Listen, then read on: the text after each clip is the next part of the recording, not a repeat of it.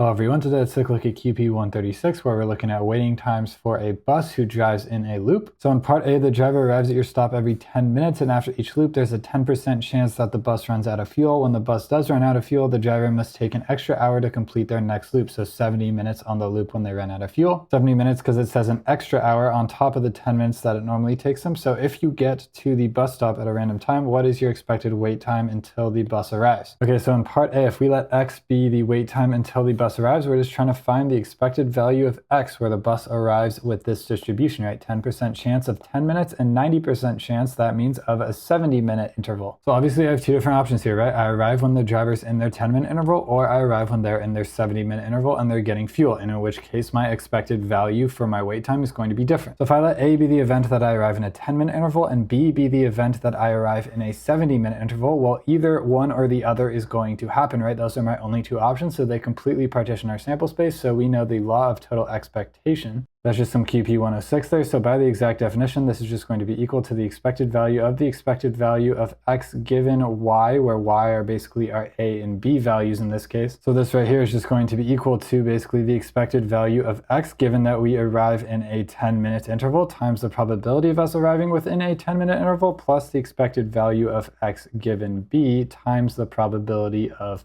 B. So right here, expected wait time given that I'm in a 10-minute interval times the probability of me arriving within a 10-minute interval plus my expected wait time given that I'm in a 70-minute interval times the probability of me arriving within a 70-minute interval. Okay, now here's what you can't do, right? The probability of A, the probability that I arrive within a 10-minute subinterval is not going to be equal to 90%, right? That is not correct. The probability of B is not going to be equal to 10%. The reason for that is that in this question, it tells us that we have a 10% chance of a random subinterval being a 70-minute one, which means we have a 90% chance of a subinterval being a 10-minute one. But those probabilities aren't the same as the probabilities of us arriving during a certain subinterval, right? Because, for instance, our 70-minute interval is going to take up more time. So we're going to be a little bit more likely to arrive in a 70-minute subinterval than just 10%. So to show you what I mean, let's just pretend that the bus does 10 loops and let's look at that. So if the bus does 10 loops, basically what do we expect? We expect 9 out of 10 of them to just be 10-minute stops. We expect 1 out of 10 of these loops to be of length 70, right? Because we have a 10% chance. So this models our situation right here. We have 1, 2, 3, 4, 5, 6, 7, 8, 9 10-minute stops, and we have 1 70-minute. Now you can pretty clearly see just by looking at this question, if I were to arrive uniformly, randomly somewhere on this line, right, I'm basically going to have a much higher than 10% chance of arriving within the blue one just because the interval is so much bigger. So now what you have to realize is calculating the probability of B, the probability that I arrive during a 70-minute interval, is just going to be equal to basically I'm arriving here uniformly, so the length of this blue part divided by the length of the total line. Basically, what are we saying? Well, we have a 70-minute interval, so we have 1 times a 70-minute interval, and then on the bottom, the length of the entire line, we basically have 9 10-minute subintervals plus 1 70-minute subinterval right there. So that's going to be our probability. So basically, what do we have? We have 160 total minutes in this line, right? 90 from our 10-minute intervals and 70 from our 1 70-minute subinterval. So we have a 70 out of 160 chance of arriving during this 70-minute interval. So that's the probability of B. Again, obviously not 10%. So now let's calculate the probability of A. It's just going to be basically the mass of the 10-minute subintervals divided by the mass of the entire line. So it's just going to be 90 divided by 160. So this right here is the probability of A, the probability of me arriving during a 10-minute subinterval. So now that we've calculated these right here, all that's left to do is calculate the expected waiting time given that we're within a 10-minute subinterval and the expected waiting time given that we're within a 70-minute subinterval. So first of all, for the expected value of X given B, let's just look at our 70-minute interval. All you have to do here is just realize that I'm arriving uniformly and randomly within a 70-minute interval, right? Every single point is going to have equal probability, right? So we have a uniform distribution. The expected value of a uniform distribution is just going to be its halfway point. So in this case, 35 minutes. So again, uniform, I'm expected to arrive in the middle, and in that case, I'm going to have a 35-minute wait until my next bus. So the expected value of X given B in this case is going to be 35 minutes. Now, same story for the expected value of x given a. If I arrive within a 10-minute interval, I'm going to be arriving uniformly, randomly, so I'm expected to arrive in the middle, right? The expected value of a uniform variable is just 10 divided by 2 in this case, so that would give us 5. I'm expected to arrive in the middle, which means I have a 5-minute wait until my next bus. So this right here is going to be 5 minutes, and now we know everything that we need to know. All we have to do is plug this stuff in. So my expected wait time, given that I'm within a 10-minute interval, is going to be 5 minutes. The probability of me being within a 10-minute subinterval is not going to be 90%. It's going to be 90 out of 160, or 9 out of 16. Now, my expected wait time when I arrive in a 70-minute subinterval is 35 minutes. My probability of arriving within a 70-minute subinterval is 70 out of 160, also known as 7 out of 16. Okay, so now I just got to add these up. 35 times 7, that's 245, plus 45 right here is going to give me 290 divided by 16, which is also known as 145 on 8, or roughly 18.125 minutes, right? Okay, so the answer to part A is just going to be 145 on 8 minutes. And now let's go on to part B, where we basically just generalize this. Okay, so to generalize this, we're trying to get the wait time until the next bus, the expected value of that. Now I have a bunch of identically distributed random variables with some general distribution L, right? The L represents basically the intervals between bus arrivals. So L is just going to be some distribution of our arrival time. So maybe, for instance, we have a 30-minute interval with probability like 10%, let's say. Then maybe we have a 20-minute interval with like probability 20%, and so on, such that all these probabilities end up summing up to 1. So to be even more general, we basically have, let's say, L sub 1, L sub 2, all the way up to basically L sub n. That's going to be our distribution. So this L sub 1 and the L sub 2 and all the way up to L sub n are going to be some interval length, right? And they're going to be, so for instance, like maybe 10 minutes or 30 minutes or 40 minutes, it doesn't matter. Then we're going to have some probability that L is equal to that interval, so some probability of occurrence. That's all it means by this probability distribution. It's going to have the probability of L equal to L sub 2, the probability of L equal to L sub n. These collectively are going to sum to 1, obviously.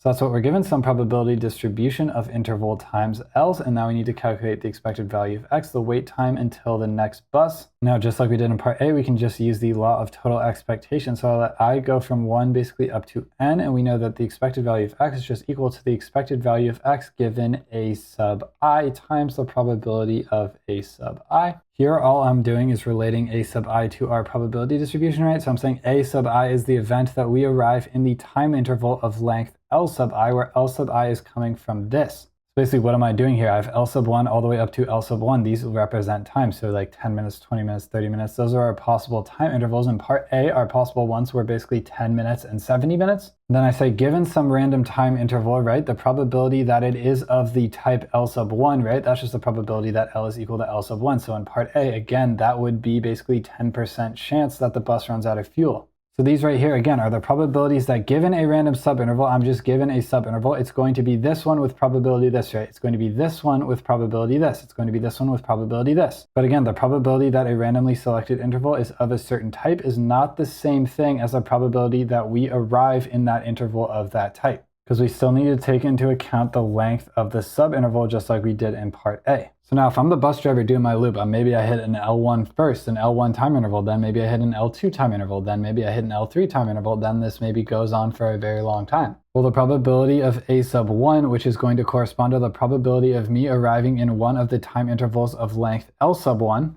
that's just again going to be equal to the total amount of basically time that L1 occupies on this entire line divided by basically the entire length of the line. So if we run this loop maybe k times, so we have k different time intervals that we've placed down. It's not actually going to matter, as you'll see in a second. And then we want to calculate the probability of a sub I. How do we do that? Well, we ran this loop k times, so we have to find the amount of time that L sub I is basically taking up within our k runs, our k loops. Basically, what do we expect? Well, we have k different runs, right? Out of those different intervals, right, we know that L sub I is basically going to take up, well, the probability that L is equal to L sub I of those k different intervals, right? And then each of those subintervals is going to be of length L sub I. Now, the entire length of the whole line is just basically going to be, well, let's look at it, the sum from, let's say, j is our iterator, from 1 up to n of basically k times the probability of L equal to L sub j times basically L sub j. So this right here is just basically calculating the entire length of the line if we run through k k different intervals, right? We're just looping through every single possible subinterval length, and we're saying of the k subintervals that we loop through, what proportion of them were of that subinterval length, and then we multiply by that subinterval length, so that will give us the total contribution for each of these, and then we just sum them up. And we're trying to calculate the probability that we arrive in the time interval of length L sub I. So what are we going to do? Well, we're just going to sum up the total contribution to this line right here from L sub I and divide that by the totality of the line, right? Now, k subintervals obviously doesn't matter. You can see that in our equation, we can basically just cancel a k from the top and the bottom. That's because we are just assuming that these proportions hold true in the long run, because that is what we're given. So now we basically just have this probability divided by this sum of probabilities down here. And you'll notice that down here, this is basically just, well, it's just the expected value of L. So down here we have the expected value of L, and that's dividing basically the contribution to that expected value of L sub I right here. Okay, so now that we know that, it should be pretty simple just to calculate the expected value of X given A sub I, the other part that we need to figure out. So now our expected wait time, given that we arrived in some time interval of length L sub I, well, we are expected to land in the middle because we're landing uniformly again.